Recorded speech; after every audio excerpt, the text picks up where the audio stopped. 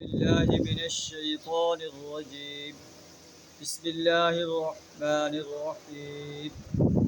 ولقد صرفنا في هذا القرآن ليذكروا وما يزيدهم إلا نفورا. قل لو كان معه آلهة كما يقولون إذا لابتغوا إلى ذي العرش سبيلا. سبحانه وتعالى عما يقولون علوا كبيرا. صدق اللہ العظیم. سورہ بنی اسرائیل آیت نمبر 41 آپ کے سامنے تلاوت کی. آیات کا ترجمہ کچھ اس طرح ہے: وَلَقَدْ صَرَّفْنَا فِي هَذَا الْقُرْآنِ لِيَذَّكَّرُوا. ہم نے اس قرآن میں طرح طرح سے لوگوں کو سمجھایا جو ہے تاکہ وہ نصیحت حاصل کریں. وما یزیدہم الا نفورا. مگر وہ حق سے اور بھی زیادہ دور بھاگے چلے جا رہے ہیں. یہ قریش مکہ کا اشارہ ہے کہ انہیں قرآن سے مختلف انداز سے مثالیں بیان فرما کر اللہ تعالیٰ سمجھا رہا ہے، لیکن ہر مثال سے ان کی نفرت میں اضافہ ہوتا ہے. یہ قرآن سے دور بھاگتے ہیں. قُل لَّوْ كَانَ مَعَهُ آلِهَةٌ كَمَا يَقُولُونَ. اے نبی صلی اللہ علیہ وسلم آپ کہہ دیجئے اگر اللہ کے ساتھ کوئی اور معبود ہوتا جیسے یہ کہتے ہیں، اِذًا لَابْتَغَوْا إِلَىٰ ذِي الْعَرْشِ سَبِيلًا، وہ مالک عرش کے مقام پر پہنچنے کی ضرور کوشش کرتے.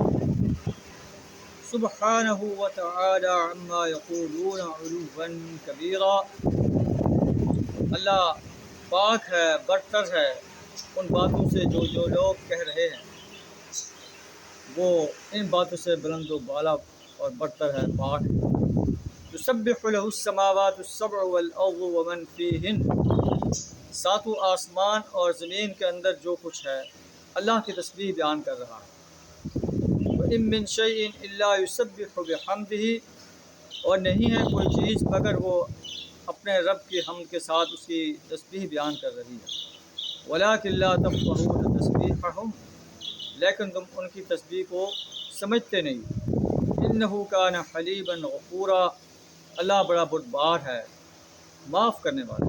قریش مکہ جو قرآن کی دعوت سے جو ہے نفور کا اظہار کر رہے ہیں، نبی صلی اللہ علیہ وسلم کی دعوت کو رد کر رہے ہیں، اللہ بڑا حوصلے والا ہے. اگر اللہ چاہے تو انہیں فوری اپنی گرفت میں لے سکتا ہے، لیکن اللہ تعالیٰ انہیں مہلت دے رہا ہے.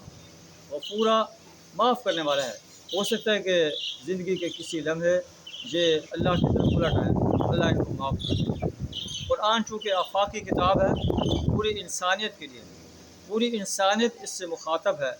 اللہ فرماتا ہے کہ اگر انسان اپنے باغیانہ روش سے باز آ جائے، اللہ کی طرف پلٹ آئیں، اللہ سے معافی طلب کریں، اللہ معاف کرنے والا بڑا مہربان. وَإِذَا قَرَأْتَ الْقُرْآنَ جَعَلْنَا بَيْنَكَ وَبَيْنَ الَّذِينَ لَا يُؤْمِنُونَ بِالْآخِرَةِ حِجَابًا مَّسْتُورًا. اے نبی صلی اللہ علیہ وسلم جب آپ قرآن پڑھتے ہیں تو ہم آپ کے درمیان اور ان لوگوں کے درمیان جو آخرت پر ایمان نہیں رکھتے تو ان کے درمیان ایک پردہ حائل کر دیتے ہیں. جو شخص آخرت پر ایمان نہیں رکھتا وہ پھر کسی بھلائی کی طرف مائل نہیں ہوتا، کیونکہ اسے محاسبے کا جو ہے یقین ہی نہیں ہوتا کہ میرا محاسبہ ہوگا. اس طرح وہ سرکش، باغی اور حد سے تجاوز کرنے والا انسان بن جاتا ہے. ہم نے ان کے دلوں پر جو ہے غلاف چڑھا دیے ہیں، ان یفقہوہ، کہ اسے سمجھ سکیں. وفی آذانہم وقرا، ان کے کانوں میں گرانی پیدا کر دی. وَإِذَا ذَكَرْتَ رَبَّكَ فِي الْقُرْآنِ وَحْدَهُ وَلَّوْا عَلَىٰ أَدْبَارِهِمْ نُفُورًا.